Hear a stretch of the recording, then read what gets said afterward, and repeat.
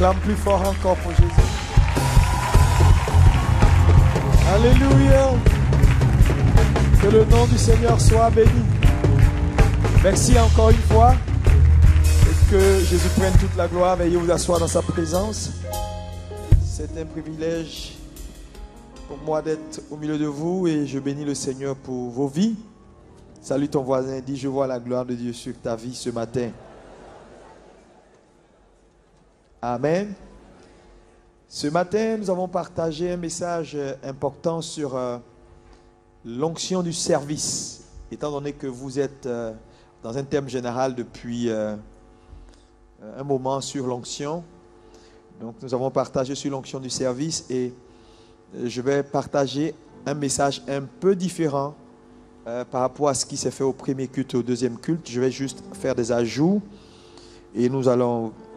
Là, je vais te parler de ce que j'intitule 7 attitudes à développer pour garder et accroître son onction. C'est dans une série d'études sur protéger votre onction. Protéger votre onction. 7 attitudes à développer pour garder et accroître son onction. Nous aurons pratiquement les mêmes passages et je vais faire des commentaires sur les 7 points et nous allons terminer pour aujourd'hui. Nous allons lire Luc 4, versets 16 à 19. Luc 4, versets 16 à 19.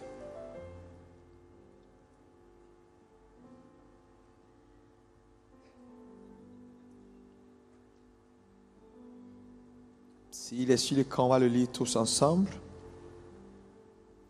Luc 4, versets 16 à 19. C'est bon pour tout le monde? Il se rendit à Nazareth, où il avait été élevé, et selon sa coutume, il entra dans la synagogue le jour du sabbat. Il se leva pour faire la lecture. Et on lui remit le livre du prophète Ésaïe. L'ayant déroulé, il trouva l'endroit où il est écrit « L'Esprit du Seigneur est sur moi parce qu'il m'a oint pour annoncer une bonne nouvelle aux pauvres. Il m'a envoyé pour guérir ceux qui ont le cœur brisé, pour proclamer aux captifs la délivrance et aux aveugles le recouvrement de la vue, pour envoyer libres les opprimés. » Donc, il dit, je suis oint pour une tâche. Et il a cité les différentes tâches. Lorsque nous revenons également à Ésaïe 10, verset 27, nous voyons que l'onction est toujours là pour une raison. Ésaïe 10 dit, en ce jour, son fardeau sera ôté de dessus ton cou, ton épaule, et ton joug de dessus ton cou, et la graisse fera éclater le joug. Donc voyez, lorsqu'on dit la graisse fera éclater le joug, on parle de l'onction qui fera éclater le joug. Donc l'onction, par définition, est une capacité que Dieu donne à un homme pour lui permettre de faire ou d'accomplir sa destinée. En deuxième, l'onction donc est la puissance de Dieu qui ôte les fardeaux et brise les jougs. Est-ce qu'on peut dire l'onction ôte les fardeaux et brise les jougs? C'est important de le savoir parce que l'onction a cette fonction-là, d'ôter les fardeaux et de briser les jougs. Ensuite, nous lisons Ésaïe 11, versets 1 à 2. Ésaïe 11, 1 à 2. Nous voyons ici dans ce passage que l'onction est multifonctionnel. Puis un rameau sortira du tronc d'Ésaïe, c'est-à-dire père de David, et un rejeton naîtra de ses racines. Ça, c'est une prophétie parlant de Jésus. L'Esprit de l'Éternel reposera sur lui. Lorsqu'on parle de l'Esprit de l'Éternel reposera sur lui, c'est l'onction de l'Éternel reposera sur lui. Maintenant, il parle de esprit de sagesse, d'intelligence, esprit de conseil, esprit de force, esprit de connaissance et de crainte de l'Éternel. Et quand nous voyons ici, nous allons voir qu'il y a 6 éléments ici. On peut les voir ensemble. Le numéro 1, esprit de sagesse. 2, tout le monde dit 2, intelligence. 3, conseil. 4, force. 5, connaissance. 6, crainte de l'Éternel. Mais l'onction a 7 manifestations, comme je le disais ce matin. Et la 7e manifestation qui n'est pas dans ce chapitre se retrouve dans 2 Timothée 1, verset 7, qui dit ceci. Car ce n'est pas un esprit de timidité que Dieu vous a donné, mais un esprit de force, d'amour et de sagesse. Et vous allez voir dans les 3 qui sont cités ici, les 2 autres se retrouvent dans les premiers, et le seul qui manque là-bas, c'est l'esprit d'amour. Donc, les 7 manifestations de l'onction, la première manifestation de l'onction, c'est ce qu'on appelle l'onction de sagesse. Deuxième, l'onction d'intelligence. Troisième, l'onction de conseil. Quatrième, l'onction de force. Cinquième, l'onction de la connaissance. Sixième, l'onction de la crainte de l'Éternel. Et septième, l'onction de l'amour. Mais vous allez voir que ces éléments-là sont les manifestations de l'onction. Et chaque élément résout un problème. Parce qu'on dit l'onction fait quoi? Ôte les fardeaux et brise le joug. Il peut y avoir des situations qui vont se présenter dans ta vie où c'est seulement l'onction de sagesse qui peut régler ton problème. Il peut y avoir d'autres situations où l'onction de sagesse ne pourra pas régler le problème. Il faut l'onction de force. Dans d'autres situations, ce ne sera pas l'onction de force, ce sera l'onction de la connaissance, ainsi de suite. Ou éventuellement l'onction de l'amour.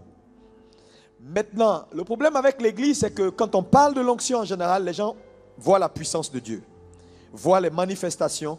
On dit « je suis oint ».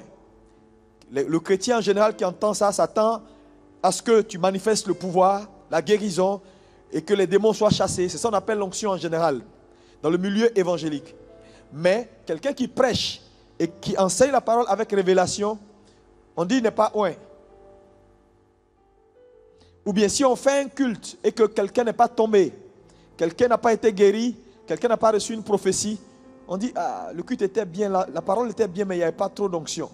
Parce que dans l'esprit du commun des chrétiens, quand on parle d'onction, on parle de manifestation. Alors que la manifestation, la guérison, ces choses-là viennent par l'onction de la force. Mais à côté de l'onction de force, il y a l'onction de sagesse et l'onction de la connaissance. Donc quelqu'un qui enseigne avec révélation est oint, sauf qu'il opère dans une autre dimension de l'onction. Donc là où vous devez comprendre ces choses et ne pas avoir de complexe, c'est que l'onction est multiforme.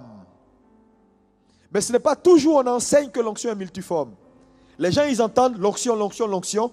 Mais dans le commun des chrétiens, dans leur esprit, quand on parle d'onction, on dit on est oint, c'est qu'on touche un malade, il est guéri. On lève le bras vers le ciel, le feu descend. C'est ça qu'ils appellent l'onction. Alors que quelqu'un qui fait ça, il est oint. Mais quelqu'un qui ne peut pas faire ça, mais qui sait enseigner, est oint. Quelqu'un qui ne sait pas enseigner, mais qui sait conseiller, est oint. Quelqu'un qui ne sait pas conseiller, mais qui a l'esprit de sagesse, est oint. Est-ce qu'on peut acclamer pour Jésus? Et lorsqu'on arrive à la compréhension de ces vérités, alors on n'a plus de complexe. On fait avec ce que Dieu nous a donné. Si quelqu'un guérit les malades, prophétise, gloire à Dieu pour lui. Moi, je ne prophétise pas, je ne guéris pas les malades, mais quand j'enseigne, les yeux s'ouvrent. C'est-à-dire les voix sont différentes, le même objectif. Le fardeau est ôté, le joug brisé. Amen. L'onction enlève les fardeaux et brise le joug. Mais la parole enlève le fardeau et brise le joug. Il y a des cas dans la Bible où Jésus a réagi par l'onction de force. Il a chassé le démon qui était dans cet homme, le démon de Gadara, c'est-à-dire cet homme qui était possédé et qui vivait dans les tombeaux. Jésus a appliqué l'onction de force, il a chassé le démon, il a libéré le malade. Mais il y a des situations où Jésus n'a pas utilisé l'onction de force. Il a utilisé l'onction de sagesse. Il y a une situation qui s'est présentée, on dit, mais on fait quoi? On paye les impôts ou pas? Est-ce que là, on parle en langue, on commence à crier? Non. Là, il faut avoir la réponse appropriée parce que la situation nécessite une autre réponse. Jésus dit, donnez-moi une pièce de monnaie. Qui est sur la pièce? On dit, c'est la photo de César. Il dit à César ce qui est à César, à Dieu ce qui est à Dieu. Problème réglé. Même objectif, différentes voies. Alléluia. Il y a d'autres situations où tu as besoin de l'onction de l'intelligence. Il y a des situations où ce ne sera pas la force qui va ouvrir. Quelle que soit la force que tu as, tu ne peux pas ouvrir cette porte. Il te faut manifester de l'amour simplement pour que la porte s'ouvre. C'est pourquoi la Bible nous cite les 7 manifestations de l'onction. Et ça, c'est un volet important. Et dans ces temps de la fin, comme je le disais, l'onction est un enjeu essentiel pour l'Église. Il faut que les chrétiens comprennent que l'onction n'est pas négociable. Par exemple, lorsque nous lisons Galates 2, verset 20, Galates 2, verset 20, vous allez voir ici que la Bible nous parle de Christ en nous, l'espérance de la gloire. Mais j'ai dit que lorsqu'on définit le mot Christ, le mot Christ est égal à quoi? Au mot onction. Tout le monde dit onction. Donc Christ, c'est loin. Jésus, loin. Jésus, Christ. Donc lorsqu'on parle de Christ, on parle d'onction. La Bible dit Christ en vous, l'espérance de la gloire. Ça veut dire tout chrétien né de nouveau qui reçoit Christ, reçoit l'onction. Et également ce point est important parce que souvent, les chrétiens, tant qu'ils ne prêchent pas ou ne font pas des miracles, ainsi de suite, ils disent hey, moi je ne suis pas un, c'est vous les un. Non. Quand on donne sa vie à Jésus, parce que Christ est en nous, on a loin en nous, on a l'onction en nous. Parce que partout où loin est, son onction est. Donc chaque chrétien a une onction de base quand il naît de nouveau. Ensuite, il y a un deuxième palier où Dieu apporte l'onction, c'est quand tu reçois l'appel. Et il y a un troisième palier que nous avons vu ce matin. Nous allons poursuivre avec un certain nombre d'autres éléments. Ça va pour quelqu'un? Ok. Maintenant, nous allons continuer avec nos lectures. Lisons 1 Jean 2, verset 18. Dans 1 Jean 2, verset 18, la Bible fait cette déclaration. Il dit, petits enfants, c'est la dernière heure. Et vous avez appris qu'un antichrist vient. Ce passage au départ, je ne comprenais pas bien. Vous avez appris qu'un antichrist vient. Il dit, il y a maintenant plusieurs antichrists. Par là, nous connaissons que c'est la dernière heure. Donc, il nous dit, parce que dans l'esprit des chrétiens en général, quand on parle de l'antichrist, tout le monde pense à l'avènement de Jésus. À la fin des temps, quand l'antichrist va venir et qu'il va faire certaines choses. Mais il dit maintenant, dans le temps où nous vivons, il y a plusieurs antichrists. De quoi il parle ici? Quand il parle de maintenant, il y a plusieurs antichrists. Il y a le mot antichrist est divisé de 2 mots. Anti, ça dit contre, et puis il y a Christ. Mais pourquoi antichrist? Si Christ est l'onction, ça veut dire, ce qu'il dit en réalité, c'est que l'antichrist viendra, mais maintenant il y a plusieurs anti-onctions. C'est-à-dire il y a plusieurs choses maintenant qui travaillent contre l'onction. Mais il précise que c'est dans la dernière heure que cela va se faire. Ça veut dire que nous sommes à la fin des temps. Et dans cette fin des temps, l'enjeu, c'est l'onction. Et tout ce que Satan fait, c'est comment te vider. Comment te prendre ton onction. Parce que quand tu as vidé un homme, tu l'as vidé de sa substance. Voilà pourquoi, s'il y a une chose que vous devez faire en tant qu'église et en tant que chrétien, c'est apprendre à protéger votre onction. Et protéger son onction va nécessiter que vous compreniez que nous sommes à la fin des temps. Et dans cette fin des temps, les choses vont aller de mal en pire. Église, ne vous attendez pas à ce que les choses s'améliorent. Les choses ne vont pas s'améliorer. La Bible déclare, et Jésus l'a dit, il dit dans les temps de la fin, les choses deviendront de plus en plus difficiles. Les hommes se trahiront les uns les autres. Dans une même maison, les gens seront couchés sur le même lit, mais avec des cœurs complètement éloignés. Les gens vont habiter des maisons, ils vont s'appeler mari et femme, alors que ce sera la cohabitation. Et aujourd'hui, beaucoup cohabitent pacifiquement. On les voit à l'église, ils sourient, mais en réalité, c'est une cohabitation pacifique. Ils sont dans une cour commune. Monsieur sourit, madame sourit quand ils viennent à l'église, mais avant de descendre de la voiture, ils se sont insultés avant de descendre. Et les choses vont être de plus en plus difficiles. Il faut que l'église arrive à cette compréhension. Donc, s'il y a une chose à faire, c'est d'être plus proche de Dieu et de faire ce que nous avons à faire afin que ce que nous avons d'essentiel, qui est l'onction de Dieu dans notre vie, que Satan convoite, qu'il ne puisse pas nous l'arracher. Je vous le dis, Église.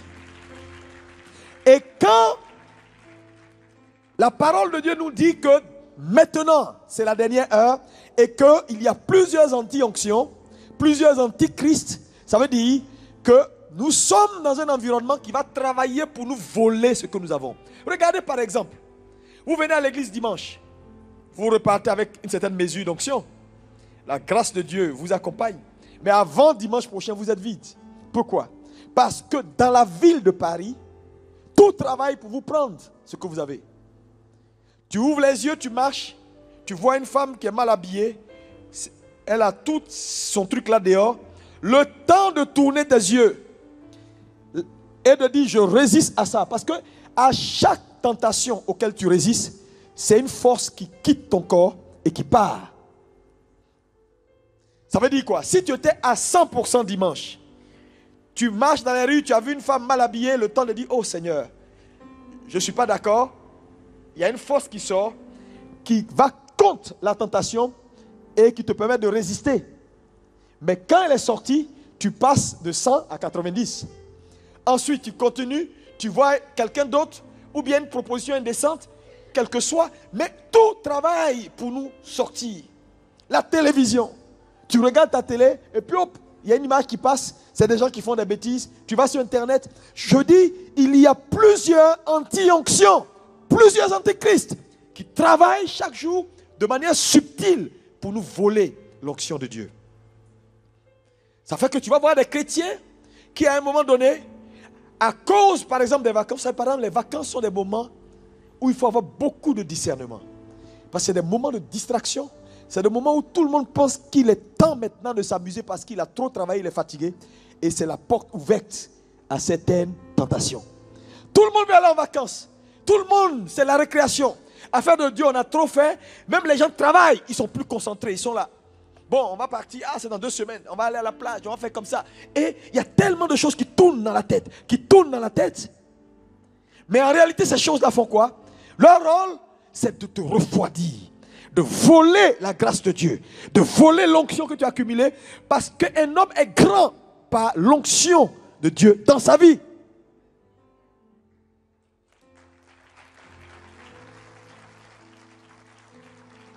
Alléluia. C'est pourquoi quand on est enfant de Dieu, il faut avoir de la lucidité. Est-ce qu'on peut me dire amen? Alléluia. Tout travail contre nous aujourd'hui. La télévision, dans les rues, partout. Tu quittes ici, tout à l'heure tu vas aller à la maison, tu vas voir. Satan va aligner certaines choses sur ton chemin. Quelqu'un qui va venir t'énerver, te mettre dans la colère. Et la colère va prendre un peu. Tout travail, il y a plusieurs antichrists. Il dit, petits enfants, c'est la dernière heure. Et donc, je veux que tu dises à ton voisin, voisin, protège ton onction. Vous sortez d'un séminaire important, Impact Conférence qui a été un succès. Vous êtes sortis avec beaucoup de grâce. Mais vous pensez que Satan va dormir? Vous dites, ces gens-là, ils sont sortis avec beaucoup de grâce. Allez, qu'ils partent avec cette grâce, qu'ils réussissent leur vie. Non. Avant que les gens ne reviennent en septembre éventuellement pour recommencer la vie, ils sont à 0. Il y en a qui vont aller à moins. Parce que tellement Satan va les laminer avec toutes sortes de choses. Et vous allez voir que souvent, c'est des choses légitimes. C'est pourquoi tout ce qui est légitime n'est pas bon, forcément. Ça peut être légitime. Aller en vacances, c'est quoi? C'est rien du tout. S'amuser avec ses enfants, c'est rien du tout. Mais c'est des choses qui vont tendre à te prendre l'essentiel.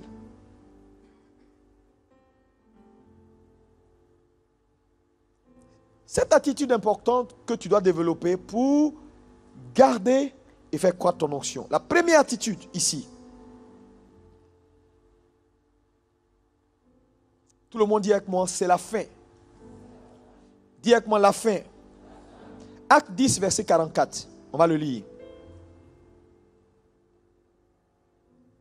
La fin est un élément important. On dit, comme Pierre prononçait encore ces mots, le Saint-Esprit descendit sur tous ceux qui écoutaient la parole. Oui, juste un peu. Tous les fidèles circoncis qui étaient venus avec Pierre furent étonnés de ce que le don du Saint-Esprit était aussi, oui, répandu sur les païens. La fin, c'est quoi? C'est-à-dire, cette attitude d'attente, d'aspirer et de nourrir plus, de s'ouvrir pour dire, Seigneur, j'ai envie de plus. Parce qu'un homme ne court pas après ce dont il n'a pas besoin. Et Dieu répond à ceux qui ont des questions. Dis avec moi, Dieu répond à ceux qui ont des questions. Là où il n'y a pas de questions, il n'y a pas de réponse. Et si tu entres dans une création où tu n'as plus de questions, il n'y a plus d'engouement, il n'y a plus cette faim de recevoir plus de Dieu, cette faim-là, plus elle baisse, plus elle te mettait dans une position statique. Voilà pourquoi il faut quotidiennement aspirer. Quel que soit là où Dieu te dépose, que la faim d'avoir plus de Dieu ne baisse jamais. Parce que c'est cela que Dieu satisfait. Vous savez, depuis la chute d'Adam et Ève, vous savez ce qui s'est passé à la chute d'Adam et Ève lorsque Dieu a fait Adam et Ève et Dieu a fait le constat qu'il n'était pas bon qu'Adam soit seul. Ce n'est pas Adam qui a fait le constat, c'est Dieu. Et qui s'est levé et qui allait faire une femme pour Adam. Quand ça a chauffé, Adam lui a dit quoi? Moi, je ne t'ai rien demandé. La femme que tu as mise auprès de moi, que tu as mis, la femme que tu as fait et tu m'as donné là, m'a fait tomber. Vous comprenez? Et depuis ce jour, Dieu ne prend plus d'initiative. Dieu ne fait plus rien pour un homme si le besoin ne se présente pas. Parce que s'il fait pour toi alors que tu n'as pas besoin, demain tu peux lui dire, qui t'a dit même de faire? Mais quand tu demandes et qu'il te donne, si ça ne va pas, il peut te dire, c'est toi qui as demandé, non? C'est pourquoi il dit désormais, celui qui a trouvé une femme. Avant on ne trouvait pas, c'est Dieu qui a envoyé. Maintenant toi tu dois trouver.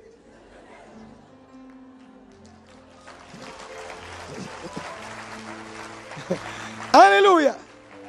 Celui qui a trouvé une femme a trouvé une bonne chose. Alléluia. Donc la fin est importante. À quoi tu aspires est ce qui va déterminer la réaction de Dieu vers toi.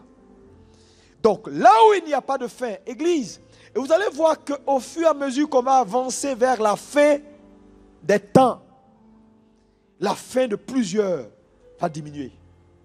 Là où les gens avaient soif de Dieu, aimaient Dieu passionnément, les choses vont devenir mécaniques. Ils n'auront plus cette faim-là.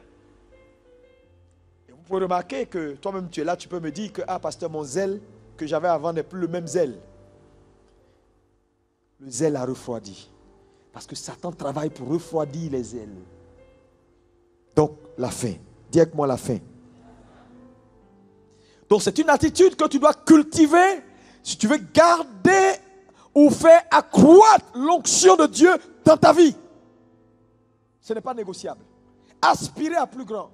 Moi, c'est pourquoi j'aime votre pasteur. Parce que votre pasteur, il ne se satisfait pas du peu. il est toujours en quête d'aller de l'avant, en quête de nouveaux horizons. Comment pousser, tirer les limites. Ça, c'est bon. Après une telle conférence, on peut dire, oh, bénissons Dieu, on a réussi, reposons-nous. Mais vous allez voir qu'après les grandes victoires, c'est là où Satan n'est pas loin. Parce que très souvent, les hommes sont euphoriques. Quand tu sortes une grande victoire, c'est là qu'ils veulent se relaxer. David est tombé après une très grande victoire. Il est monté sur le toit de sa maison pour dire qu'il va se relaxer. Et c'est là Satan dit, tu ne peux pas voir un peu là-bas. Et il vit une femme qui était très belle de figure.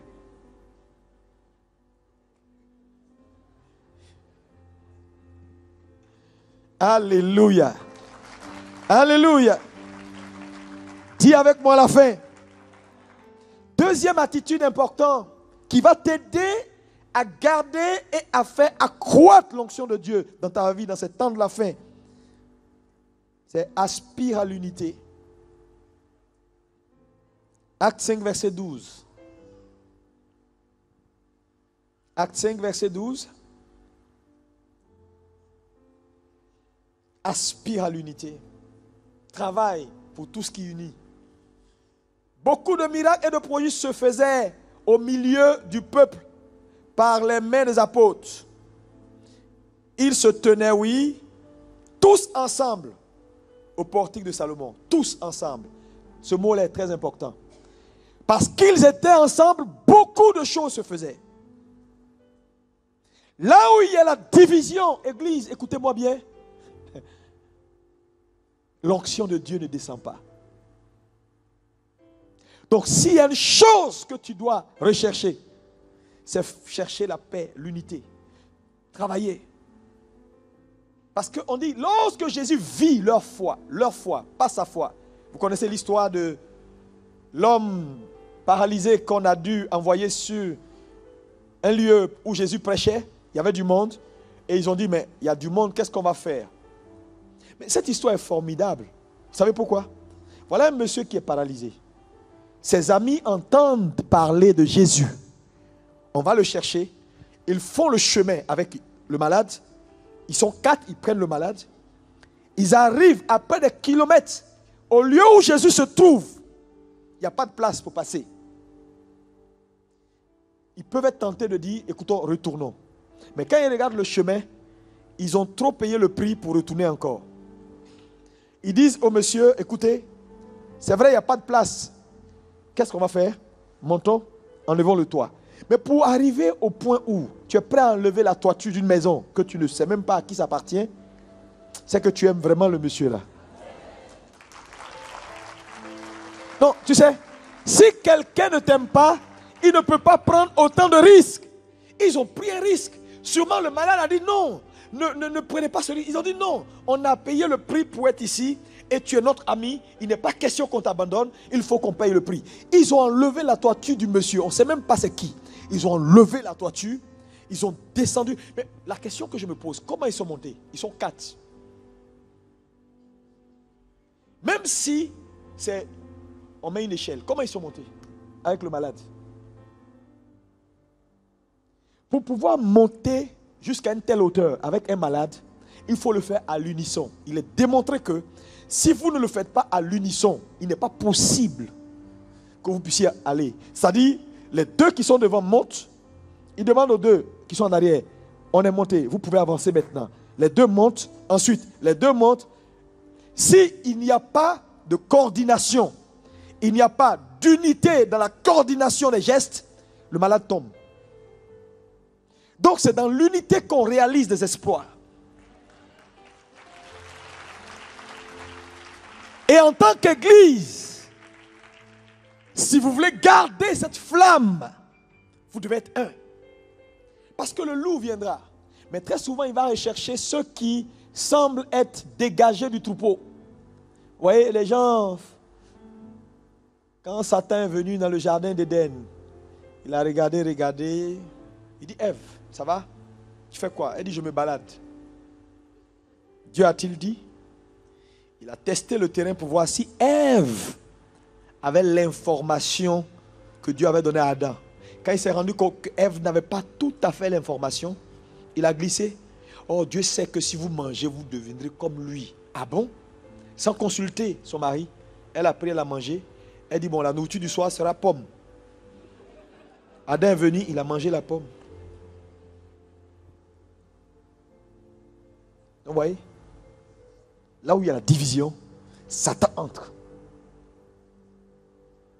Donc l'unité est source de pouvoir. La Bible dit au commencement, Dieu dit que la lumière soit et la lumière fut. Mais entre la parole que Dieu a prononcée et l'accomplissement de la parole, les trois personnes de la divinité ont agi. Le Père a conçu le plan, le Père a dit la parole, le Saint-Esprit a agi sur la parole pour la matérialiser. Donc imaginez-vous, le Père conçoit le plan et il veut dire la parole n'est pas d'accord. Ou il dit la parole et le Saint-Esprit qui se mouvait au-dessus des eaux dit, bon, je ne suis pas encore prêt. Est-ce qu'il va y avoir création? Non. Donc pour qu'il y ait création, il faut unité. Donc là où il y a l'unité, là où on travaille pour l'unité, l'onction de Dieu, la présence de Dieu, elle est forte. Voilà pourquoi Satan hait l'unité. Satan n'aime pas l'unité. Et je vous dis en tant qu'église, vous devez faire très attention. Je vous assure, ça peut venir de n'importe où. Je dis, ça peut venir de n'importe où. Des gens qui ont été avec toi, qui se lèvent un matin, qui disent, ouais, on ne comprend pas. On ne comprend pas. Quand vous voyez un homme agir comme ça, il a commencé à perdre l'onction.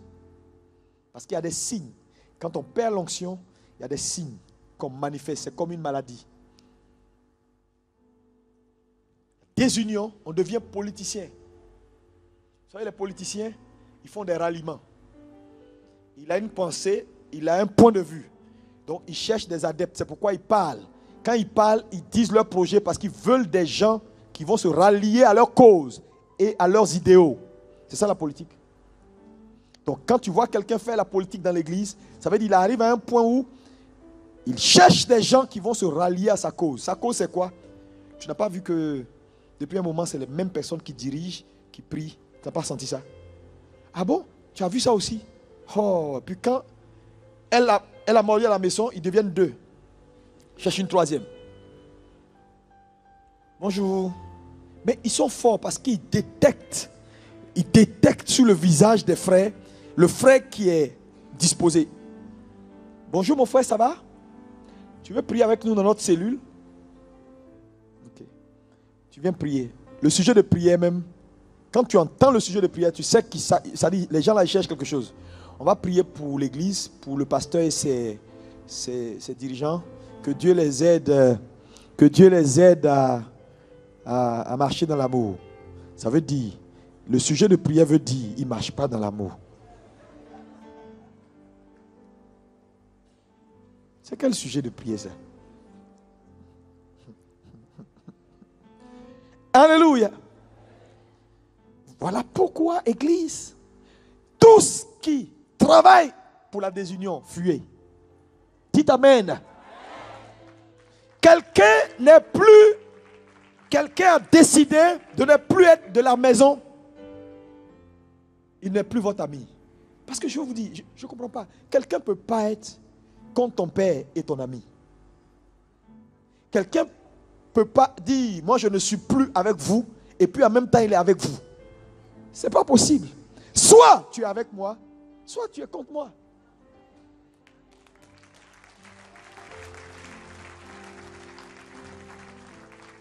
Il faut traiter durement toutes les personnalités qui vous abordent et qui tentent de mettre le flou dans votre esprit.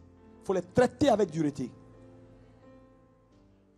Soyez fiers de ce que Dieu a fait de vous et de la position que Dieu vous a donnée. Est-ce qu'on peut dire Amen? L'unité est source de pouvoir. Satan le savait, c'est pourquoi au début, la première famille que Dieu a mise sur terre, Satan a mis la désunion. Dieu a demandé, Adam et Ève ont enseigné à leurs enfants comment on loue Dieu. Parce que comment ils ont su qu'on fait des sacrifices pour louer Dieu? Abel vient, il donne un agneau. Caïn, au lieu de faire ce que Dieu lui demande, parce que n'oubliez pas que quand Caïn a commencé à méditer dans son cœur de tuer son frère, Dieu est venu voir Caïn pour lui dire, Caïn, fais attention parce que ton cœur est en train de tourner. Dieu avertit toujours. Je vous assure. Même Judas, Dieu l'a averti. Dieu a dit, mais attends, il y a quelqu'un qui va mettre sa main là où je mange là. Il est sur le point de me trahir. Il aurait pu réfléchir 2 fois et puis dire, ah, c'est moi. Je change d'avis. Mais il a mis sa main, il a rayé Jésus et puis il est parti. Vous comprenez? Alléluia. Mais après, Dieu a averti, Caïn a refusé. Au lieu de faire simplement ce que son frère a fait et il a reçu l'approbation, il allait faire autre chose. Il a préféré tuer son frère que de se repentir pour faire seulement ce que Dieu lui demande. Mais quel était l'objectif? Ce n'est pas mon thème, mais vous allez voir que quand vous examinez bien la parole de Dieu, Caïn et Abel étaient sûrement des jumeaux. Je peux vous le démontrer, c'est parce que ce n'est pas mon... Mais Caïn est sorti avant Abel, tout simplement. Parce que quand vous lisez, vous allez voir que pour la naissance de Seth, Dieu revient à la même formule qui a consacré la naissance de Caïn. Et quand vous suivez après Abel, ce n'est plus la même formule. Mais à partir de là, tous ceux qui sont nés individuellement, la même formule est consacrée à eux tous, sauf à Abel. Mais je vous demande d'aller lire simplement tranquillement à la maison. Tu vas détecter ça. Tu vas voir la faille. Satan mit la division. Parce que Satan sait que là où il y a l'unité, les choses marchent. Alléluia. Mais quand il a fait ça, il a tué son frère. Sa vie a été complètement mélangée. Troisième attitude importante que je veux que tu apprennes à cultiver. Si tu veux garder et faire accroître ton onction, c'est faire grandir ta foi. Tout le monde dit avec moi, fais grandir ta foi. Acte 14, versets 8 à 10. Faire croître sa foi ici est ta responsabilité. Parce que la foi s'accroît. C'est-à-dire, décide d'avoir plus de profondeur avec Dieu. Décide d'avoir plus de racines dans les choses de Dieu. Parce que plus grande sera ta foi, plus grande sera l'onction de Dieu dans ta vie. La foi grandissant fait grandir la présence de Dieu dans la vie d'un homme. Quand vous voyez un homme qui est superficiel dans la foi, il est superficiel dans l'onction. Parce que l'onction, c'est une capacité, n'est-ce pas? Dieu nous communique cette capacité pour faire ce pourquoi il nous a destinés, n'est-ce pas? Là où la foi ne grandit pas, naturellement tes capacités diminuent.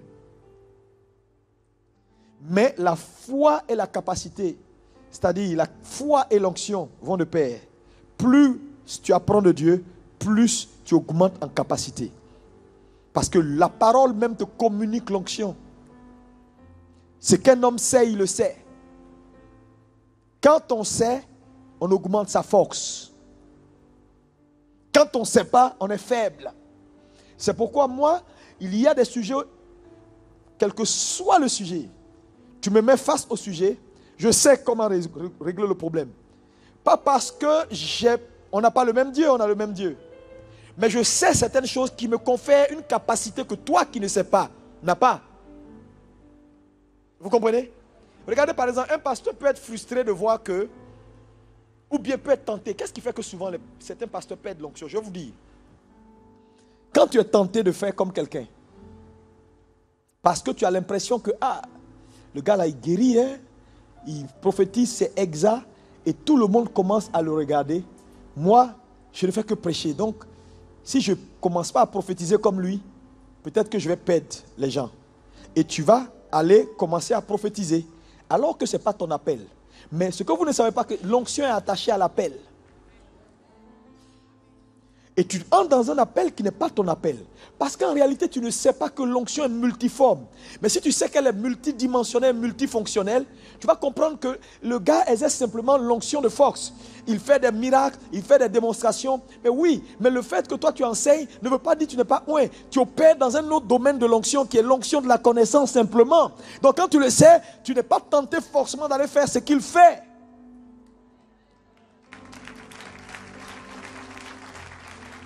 Parce que nous connaissons des personnes qui, du jour au lendemain, se sont improvisés prophètes. Alors que nous les connaissons comme grands enseignants de la parole de Dieu, ou grands, je ne sais pas quoi, mais qui, parce que c'est la mode, tout le monde le fait, ont décidé de le faire, et c'est là où ils ont tout perdu. Il faut faire très attention. Là où Dieu ne t'a pas appelé, il n'a pas également l'obligation de te suivre là-bas.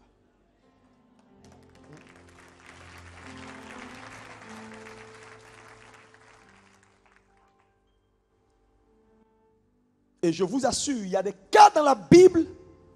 Quand vous prenez par exemple, je vous donne un exemple de quelqu'un, le roi Osias, 2 Chroniques 26, verset 5 à 23. Vous pouvez le lire à la maison. Ce roi-là, qui courait après un appel qui n'était pas son appel. Allez lire à la maison son histoire, vous allez voir qu'il est dangereux de courir après quelque chose qui n'est pas ton appel. Parce que quand Dieu ouait quelqu'un, c'est pour une tâche précise. L'onction grandit, l'onction s'affermit. Quand on est à la tâche, quand on fait ce pourquoi Dieu nous a appelés à faire. Mais quand par convoitise, on veut faire quelque chose d'autre, c'est pourquoi par exemple, tu n'as pas besoin de ressembler à quelqu'un, tu es toi-même. C'est dans ta différence que tu enrichis les autres.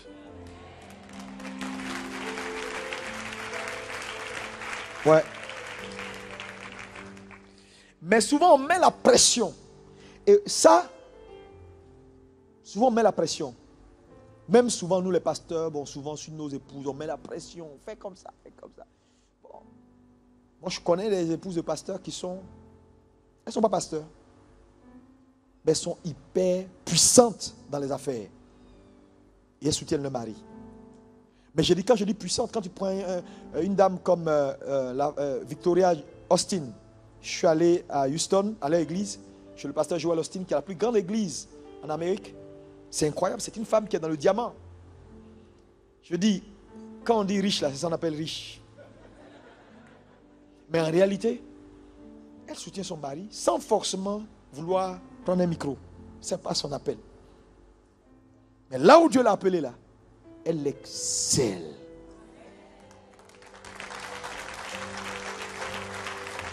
Alléluia. Quand tu es un homme de Dieu, si tu restes dans ton appel, tu deviens un homme de Dieu. Beaucoup de gens sont devenus pasteurs, non pas par appel, juste par convoitise. Mais là où tu te retrouves, tu vois un jeune homme, on le consacre pasteur, et puis après il dit non, lui il sent qu'il est prophète. Pourquoi on l'appelle pasteur? Lui il est prophète. Parce que il y a des saisons où il y a des titres qui marchent.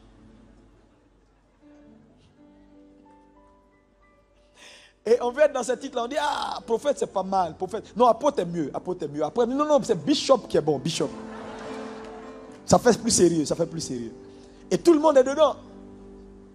Et si Dieu t'a pas appelé dans ça, c'est dangereux. Dis amen. Alléluia. Alléluia. Vous connaissez également l'histoire du roi Saül. 1 Samuel 13, verset 8 à 14. C'est des longs passages. Saül a perdu son appel parce qu'il s'est éloigné de cet appel. Qui peut me dire comment Saül a perdu son appel?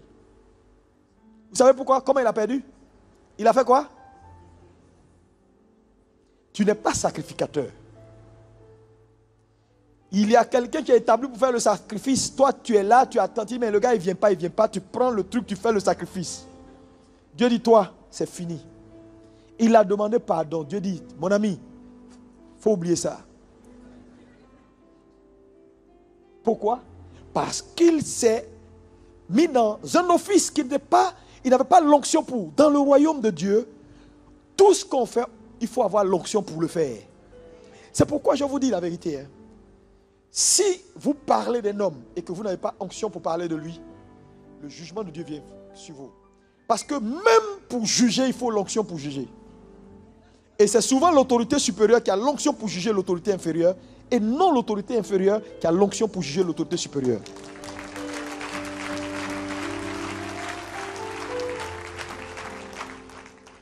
C'est pourquoi souvent, quand quelqu'un est dans une opposition d'autorité, quel que soit le tort que tu penses qu'il a, ferme ta bouche et calme-toi, laisse Dieu faire. Je dis, laisse Dieu faire. Et vous avez ce cas-là avec Myriam et Aaron, les frères de Moïse. Et Moïse est serviteur de Dieu et fidèle dans la maison du Seigneur. Et toi, Myriam, tu t'associes avec Aaron. Je suis sûr que c'est Aaron qui a poussé Myriam. Tu sais, Aaron était porte-parole de Moïse. Donc il y a des informations qui revenaient à lui avant peut-être d'arriver à Myriam. Donc il a dû souffler à Myriam, notre frère là, André, qui va vers une Africaine. Alors que dans notre coutume, on ne marie pas les étrangers. Mais il veut marier une Éthiopienne qui est une Africaine. Fais attention, il faut qu'on parle. Maintenant, si Moïse marie une Éthiopienne, ça veut dire que Jéthro doit être sûrement un Africain. Et Jéthro était sacrificateur de Madian en son temps. C'est-à-dire en son temps, l'un des seuls sacrificateurs qui restait, c'était Jéthro. Ça veut dire que les Africains sont dans la Bible et occupent une très bonne place. Ça, c'est juste une parenthèse. Parce que, attends, on dit éthiopienne. Son papa est quoi? Alléluia. Alléluia. Mais ils l'ont critiqué. Qu'est-ce que Dieu a dit? Dieu est venu, il les a convoqués à la tente. Il dit, vous là, quand je veux vous parler, c'est dans des songes. Mais lui là, c'est vis-à-vis. Qui vous donne le droit? Où vous avez trouvé le droit de parler contre mon oint? Il a frappé Myriam de lèvres blanches. Il a laissé Aaron. Tu vas me dire, mais pourquoi il laisse Aaron alors que les deux ont critiqué ensemble? Il a laissé Aaron parce qu'Aaron portait encore le sacerdoce. Dieu respecte son sacerdoce sur la vie de ses serviteurs. Mais quand il t'épargne comme ça là, il ne t'a pas épargné, il diffère le jugement.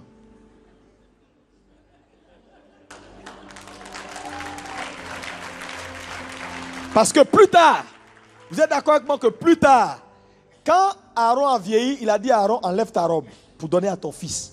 C'est quand Aaron a enlevé la robe du sacerdoce qu'il a jugé Aaron. Il n'avait pas oublié. Dieu n'oublie pas. Dis à ton voisin, il n'oublie pas. Alléluia. Voilà pourquoi, si vous voulez que l'onction de Dieu dans votre vie grandisse, fuyez certaines choses. Travaillez pour faire grandir votre foi. Amen. La connaissance n'est pas négociable. Plus tu sais, plus grand sera ta capacité. Quatrième élément qui est attitude nécessaire et important à cultiver, soyez des adorateurs. Un homme qui adore Dieu est un homme qui ne va pas manquer de capacité. Parce que l'adoration, le mot adoration veut dire quoi? Souvent dans nos églises évangéliques, on appelle adoration tout ce qui est musique calme. On dit on va adorer le Seigneur, puis la musique change. On dit ouh, et puis on dit louons le Seigneur. Non, c'est pas ça. Les deux, c'est chanter. Adorer Dieu, dans le sens littéral, c'est quoi? Adorer Dieu, c'est s'identifier à Dieu. En réalité. Un adorateur adore le Seigneur en esprit et en vérité. C'est-à-dire, dans l'adoration, on s'identifie à Dieu. Vous comprenez? C'est dans l'adoration qu'on s'expose. Et je bénis Dieu, votre pasteur est un adorateur. Est-ce que tu peux acclamer Jésus pour ça? Parce que dans l'adoration, on entre dans l'intimité de Dieu. Notre esprit et le Saint-Esprit deviennent un. Et Dieu donc télécharge dans notre esprit la gloire de Dieu, les voix de Dieu, les bonnes choses, sa présence, son onction. Alléluia! Nous sommes connectés au ciel dans l'adoration. Voilà pourquoi la Bible dit ceux qui m'adorent, qu'ils m'adorent en esprit et en vérité. En esprit, ça veut dire quoi? La vraie adoration n'a rien à voir avec le corps. C'est l'esprit humain qui se lie à l'esprit de Dieu. En vérité, veut dire simplement, fais-le dans la justice de ton corps et de ton esprit.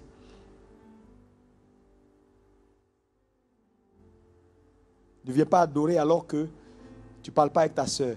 Oh Dieu, crée en moi un capu. Et puis tu regardes la soeur et tu dis, oh, ça ne marche pas. Ça ne marche pas. En vérité,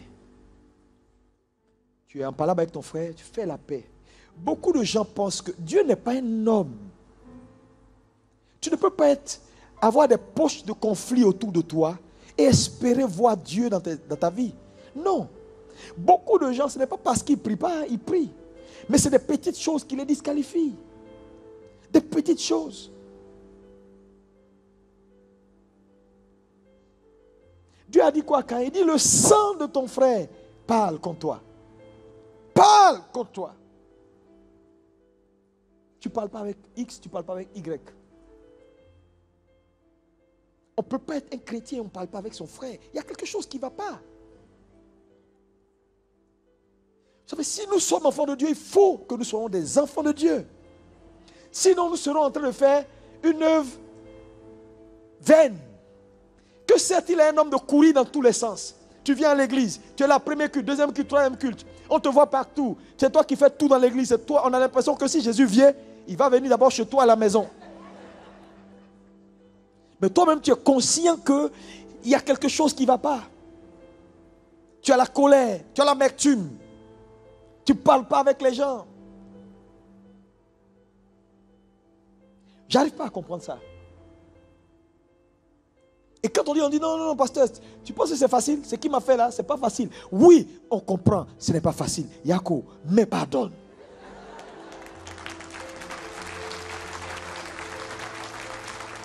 Pardonne. Je ne sais pas si je vous ai raconté cette histoire. Cette femme, mais une femme bien, c'est la femme d'un serviteur de Dieu. Je vous assure, elle n'a jamais pardonné à son mari. C'est une histoire vraie. Hein? Son mari l'a trompée. Et il a eu un enfant dehors. Mais elle n'a jamais pardonné. Le monsieur a tout fait. Il s'est repenti, il a changé. La dame dit, ce mal-là, je ne vais jamais te pardonner ça. Mais souvent quand les gens pensent, ils ne savent pas qu'ils traitent avec un Dieu qui a un souvenir. Comment tu peux dire à un homme, je ne vais jamais te pardonner jusqu'à ma mort? Et chrétien né de nouveau. Tu défies Dieu. Tu sais, si tu dis ça, tu es mort. Je dis, tu es mort.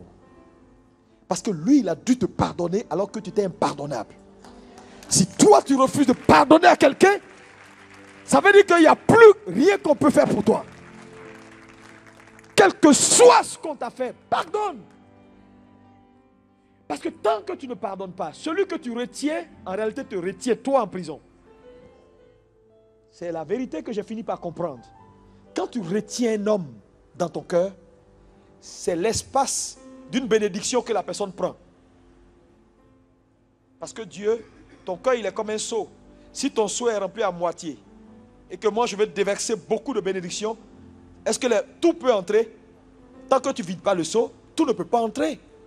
Donc il y a des gens, ce sont tes ennemis là qui t'empêchent même de prendre ta bénédiction parce qu'ils sont remplis dans ton cœur.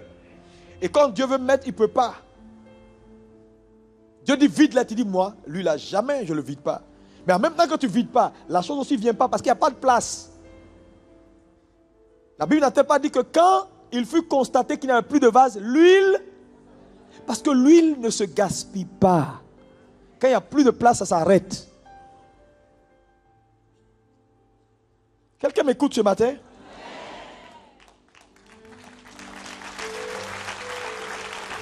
Sois un adorateur, mais vrai. Un adorateur vrai, pas faux. Libère les gens. Jésus a dit dans la prière de notre Père, il dit, lorsque vous priez, dites, notre Père qui es aux cieux, que ton nom soit sanctifié, que ton règne vienne, que ta volonté soit faite sur la terre comme elle se donne. Pardonne. Qu'est-ce qu'il a dit là? J'ai oublié parce que il y a longtemps j'étais ce truc là. Comme nous pardonnons. Pardonne-nous, mais Le pardon, nous, nos offenses, vient à quelle position? Je n'ai pas le temps. Un jour, je vais prêcher sur ça. Vous allez voir, dans cette prière-là, il y a 7 étapes. Mais il dit quoi? Il dit, pardonne-nous, ou moi, mes offenses, comme je pardonne. Le mot comme veut dire proportionnellement. Pardonne-moi proportionnellement à mon pardon que j'accorde à mon voisin. Ça veut dire en réalité, Dieu fait pour un homme proportionnellement à ce qu'il fait pour les autres.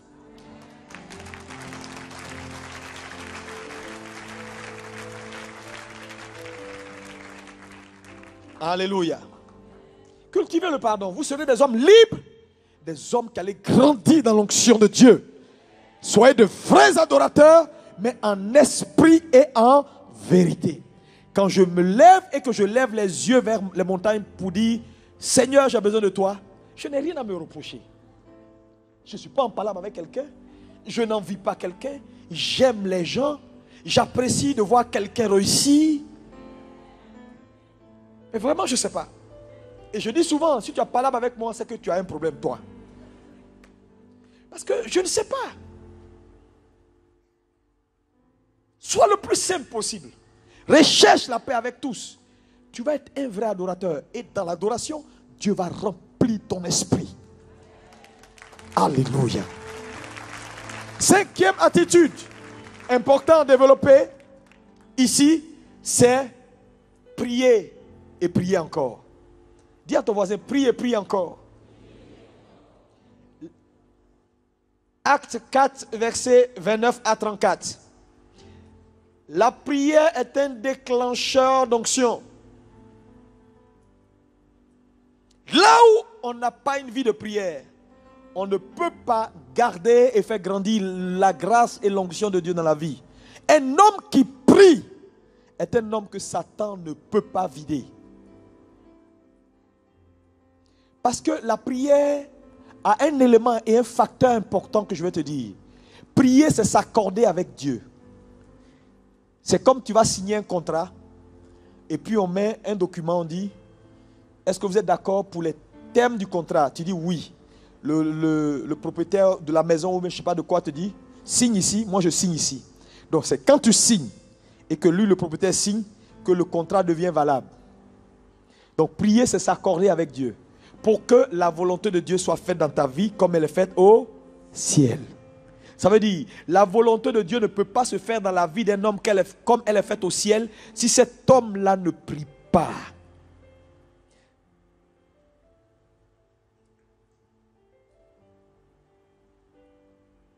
Un homme qui ne prie pas est orgueilleux. Vous savez pourquoi? C'est une façon de dire à Dieu, je peux m'en sortir. Parce que ceux qui prient se soumettent à Dieu. Seigneur, j'ai besoin de toi. Je m'en vais, mais aide-moi à réussir. Seigneur, fais ça pour moi. Seigneur, voici ma vie. Seigneur, je ne suis pas toujours forte, mais je compte sur ta grâce pour tenir. Seigneur, les hommes me draguent de partout, mais je ne veux pas céder. J'ai besoin de ta grâce pour tenir, toujours dans la sanctification. Ça, c'est bon. Sans la prière, dans ces temps de la faim, ceux qui ne prient pas, Satan va les manger comme du poisson braisé sur, ou bien, je sais pas, une barbecue de je sais pas quoi. Satan n'a peur de rien, hein, parce qu'il était là avant toi. N'oubliez pas qu'avant qu'Adam et Ève ne soient à Éden, Satan était à Éden. Quand vous lisez Ézéchiel, vous allez voir qu'il est écrit dans Ézéchiel que Satan était en Éden, le jardin de Dieu. Donc le premier habitant d'Éden, ce n'est pas l'homme, c'est le diable. Il n'a jamais voulu que l'homme ait la position que Dieu lui a donnée. Voilà pourquoi il s'est rébellé. Parce que c'est qu'il ne savait pas que lui, il était un ange. Et que ceux que Dieu est sur le point de faire ne sont pas des anges, mais sont des êtres à son image. Donc Satan est sur la terre il y a longtemps. Il y a des choses il sait. Il connaît Paris il y a longtemps.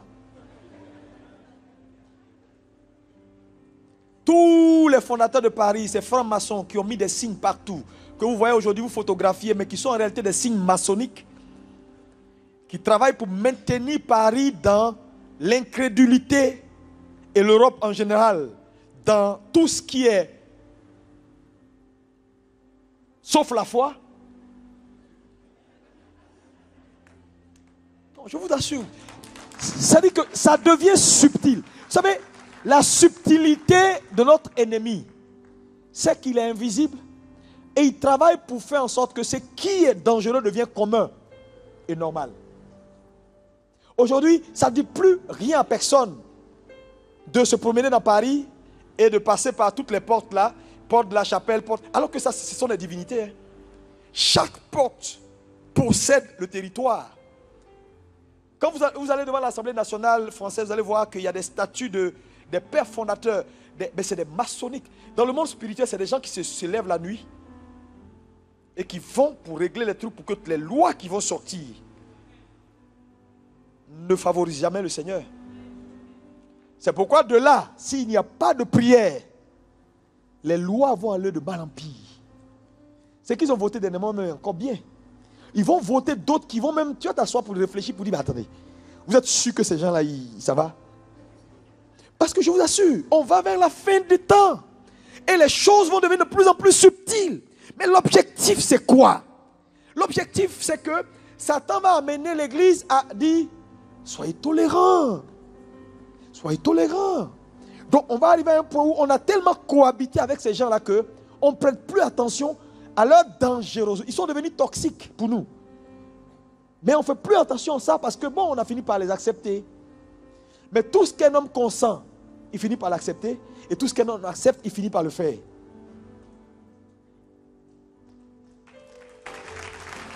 Aujourd'hui, vous êtes encore un peu choqué par l'homosexualité parce que c'est tout frais et tout nouveau. Et qui est choqué par le divorce? Personne. Quand on dit deux personnes divorcées, à la limite, tu dis, ah bon, qu'est-ce qui s'est passé? Oh ben, s'il te botte, il faut le divorcer. Puis, même les chrétiens aujourd'hui, ils s'en foutent. Ça dit, c'est devenu normal pour nous tous. Hein? C'est pas vrai? Mais après, c'est comme ça que l'homosexualité va devenir normale. On va voir quelqu'un qui est gentil. On dit, mais c'est vrai, il est homosexuel, mais il n'est pas méchant, il prie beaucoup, il parle en langue. Qu'est-ce que vous voulez? Laissez-le. C'est Dieu qui juge. Quand il va arriver au ciel, Dieu va décider. Et ça là, nous on a déjà entendu ça. Et il y a des églises qui ont commencé à adopter des lois pour marier les homosexuels.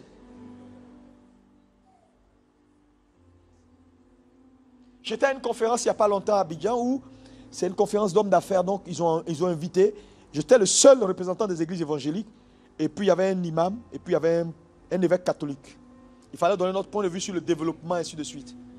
Ils sont venus là parler. Il y a un là qui a parlé, il dit, bon, dans tous les cas, même les histoires d'Adam et Ève, tout ça, ce sont des fables. Ce n'est pas de la réalité. Comment quelqu'un peut dire, Adam et Ève, ce n'est pas de la réalité? Que quand vous priez, même, je n'ai pas envie de dire quelque chose, bon, mais lisez, vous allez voir. C'est devenu grave. On dit, cohabitons, nous sommes des frères. Mais qui t'a dit, les gens, là, ils pensent que tu es leur frère? Allez lire leur livre. Il est écrit dans leur livre que quiconque ne confesse pas une autre religion, ce n'est pas possible. On dit non, on peut cohabiter, il faut être frère, on est tant de ici, tant... Mais frère, tout ça c'est de la ruse. Et Satan travaille jour et nuit. Église, réveillez-vous.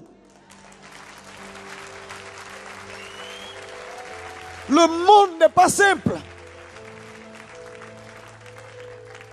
Avant qu'il ne nous surprenne dans notre sommeil, soyez vigilants. Priez sans cesse. Priez en marchant. Priez en mangeant. Priez dans le métro. Priez, priez et priez. Regardez aujourd'hui les avions qui disparaissent. Jusqu'à aujourd'hui, l'avion de, d'une compagnie malaisienne, on n'a pas encore retrouvé jusqu'à aujourd'hui. Combien de personnes qui ont disparu? C'est un sacrifice humain. Et les chrétiens aujourd'hui, on prend les avions matin, midi, soir. Satan travaille. Mais il travaille. Les gens ont besoin de sang humain. Ils font toutes sortes de choses. Et nous, on relativise. On dit non, il faut relativiser. Non, il faut continuer le mouvement. Mais pour que ce mouvement s'amplifie. Mais regardez aujourd'hui. Il y a eu une scène avec le footballeur brésilien qui a marqué un but et qui a sorti un bandeau et il a mis merci Jésus, 100% Jésus. La FIFA l'a suspendu. On dit non, il traumatise les gens avec Jésus. Mais attends, comment on l'a suspendu? Parce qu'il a mis 100% Jésus. On dit non, mais si c'était 100% autre chose, 2 hommes et 2 femmes qui s'embrassent, toi tu es bien. Ils allaient le féliciter. Pourquoi le nom de Jésus gêne tant? Il y a quelque chose. Petits enfants, c'est la dernière heure. Et maintenant, il y a plusieurs anti-Christ ou anti-onction. Protège ton onction. Dis à ton voisin, protège ton onction.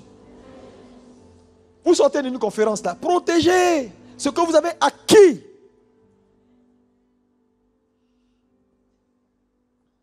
Sixième élément ou attitude.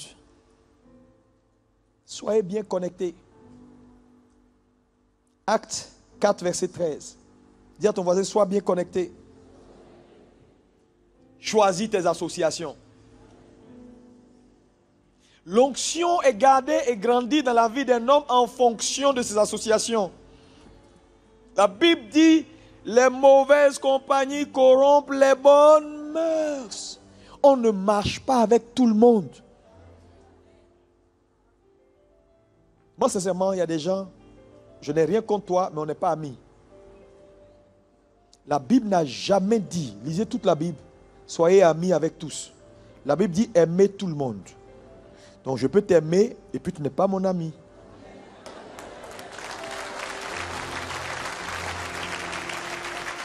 Vrai ou faux? Ouais. Tu n'as pas obligation d'être ami avec tout le monde.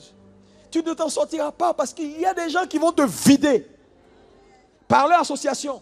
Parce qu'une amitié que tu établis avec un homme, tu partages son héritage en bien comme en mal. Il y a des combats que tu vas être en train de faire parce que tu t'es lié à quelqu'un juste sans le connaître. C'est pourquoi quand quelqu'un ne t'arrange pas, il faut lui dire, il ne faut pas me déranger non plus.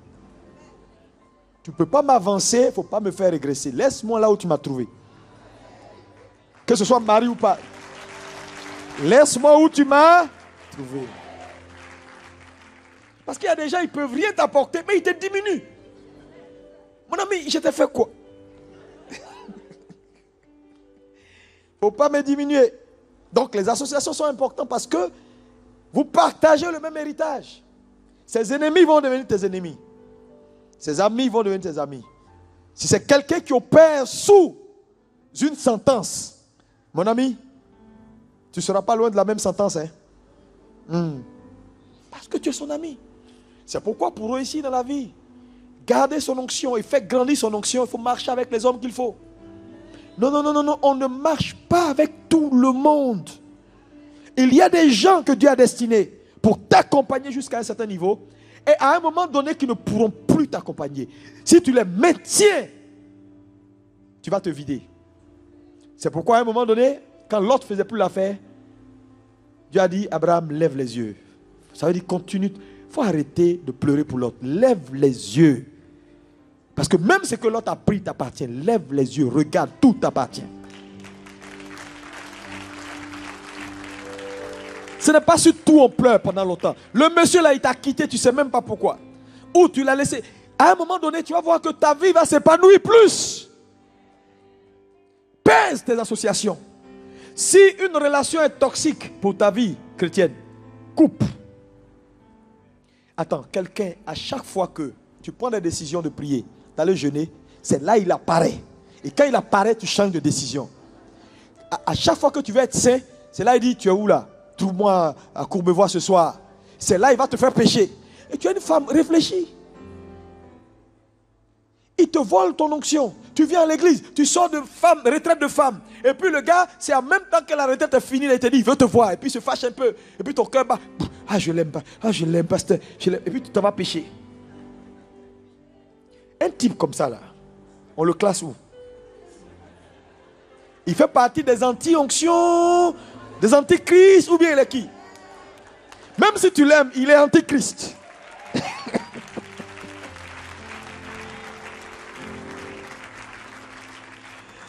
Dis Amen. Alléluia. Et on termine avec ce point. 7e attitude. Marche à la suite de ton maître en écoutant le Saint-Esprit.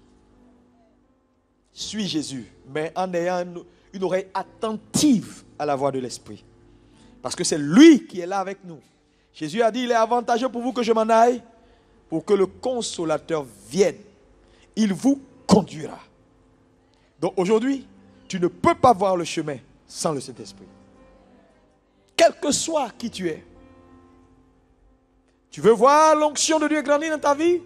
La protéger dans ces temps de la fin, il faut que tu apprennes à écouter Dieu. Il y a des choses que le Saint-Esprit te dira, ça semble bon, mais il ne faut pas faire. S'il te dit, vas-y, il y a la bénédiction dedans. Parce que les hommes souvent aiment faire ce qui semble bon, semble correct. Ce n'est pas toujours tout ce qui est correct qui plaît à Dieu. C'est seulement quand on sait écouter Dieu qu'on sait faire le distinguo entre ce qui est correct devant les hommes et ce qui plaît au cœur de Dieu. Je voulais engager quelqu'un dans cette salle, en ce temps de la fin, à jalouser la grâce et l'onction qu'il a sur sa vie. N'expose pas ton onction pour que n'importe qui détruise. N'expose pas ton onction. Il ne faut pas te vendre ton onction à cause des beaux yeux d'une jeune fille égoïste qui pense à elle. Dieu t'appelle. Ah non, je t'aime. Sans toi, je ne peux pas vivre. Et toi aussi, tu es là, tu oublies ton appel et puis tu entres dedans. Il faut dire jamais. Ne vends pas ton onction à cause d'un jeune homme qui ne sait pas où il va et qui a juste envie de se promener avec des femmes. Non. Décide de garder ton onction. De cultiver ces attitudes-là pour faire accroître ton onction. Parce que l'enjeu de la fin de ces temps, c'est l'onction.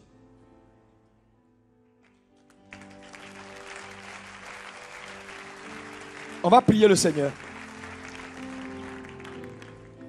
Est-ce qu'on peut se lever? On peut lever les mains vers le ciel. On peut commencer à parler à Jésus. Seigneur, nous te bénissons pour ta fidélité. Merci parce que ces temps deviennent de plus en plus difficiles. Seigneur, tout temps à nous conduire hors du chemin. Tu as dit, petits enfants, c'est la dernière heure. Maintenant, il y a plusieurs anti-onctions. Aide-nous à être lucides, Seigneur. À garder la lucidité. Et à cultiver ce qui nous aidera à garder et à accroître l'onction de Dieu dans notre vie. Je te bénis, Seigneur, et je déclare qu'aucun ne se perdra au milieu de nous. Quelle que soit la dureté et les difficultés autour de nous, les tentations qui se multiplient chaque jour, aide-nous, Seigneur, à tenir ferme. Je déclare au nom de Jésus ta grâce manifestée à quelqu'un dans cette salle. Maintenant même au nom de Jésus, reçois la grâce de Dieu. Reçois la grâce de Dieu. Reçois la grâce de Dieu pour continuer ta marche dans la sanctification. Reçois cette grâce, cette onction pour demeurer ferme sur la parole. Oh Dieu, c'est la dernière heure. Tout ce qui est beau ne porte pas la vie.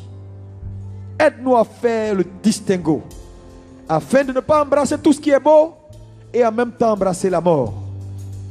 Mais que par ton esprit, nous ayons du discernement. Bénis ICC, Seigneur. Aide cette église à continuer son avancée. Souviens-toi de ton serviteur, le pasteur Yvan, sa famille. Garde-les, protège-les. Que ta grâce leur soit multipliée. Le chemin est long. Je détruis tous les pièges de l'ennemi. Au nom de Jésus. Recevez la grâce de Dieu. Maintenant même. Maintenant même. Jesus. Oh Dieu. Ta présence est au milieu de nous. Conduis toutes choses, Seigneur. Oh, alléluia. Je veux que tu élèves la voix et que tu bénisses le nom du Saint-Esprit. Dis-lui, Saint-Esprit, aide-moi à tenir ferme dans ces temps de la fin. Saint-Esprit, refortifie-moi. Saint-Esprit, aide-moi à garder mon onction.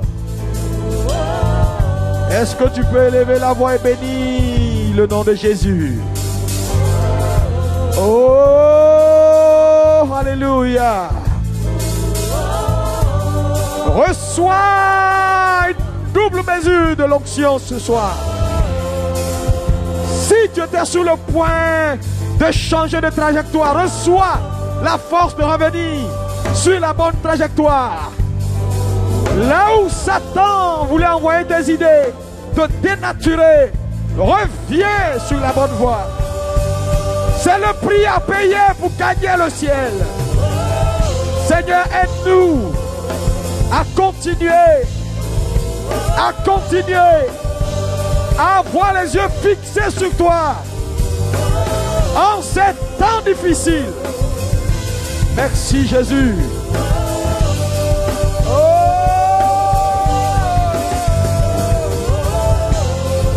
Oh Jesus.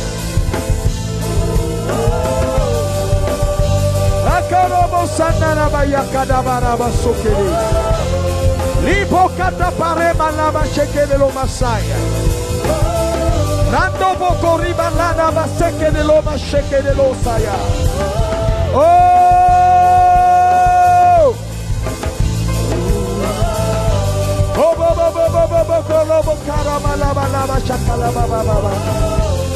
Blessed be the name of Jesus.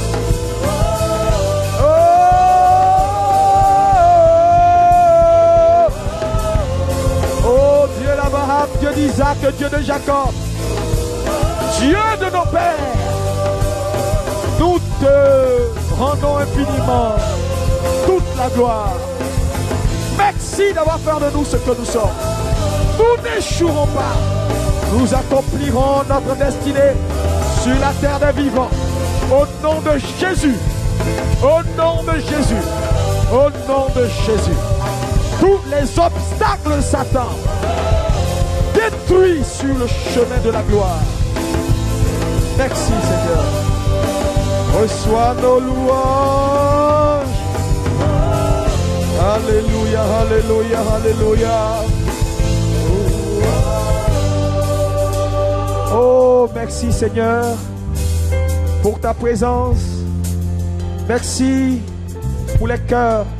Merci pour les décisions qui sont prises pour aller encore de l'avant. Bénis ce moment que nous avons partagé et que la gloire revienne à notre Seigneur Jésus-Christ. Amen.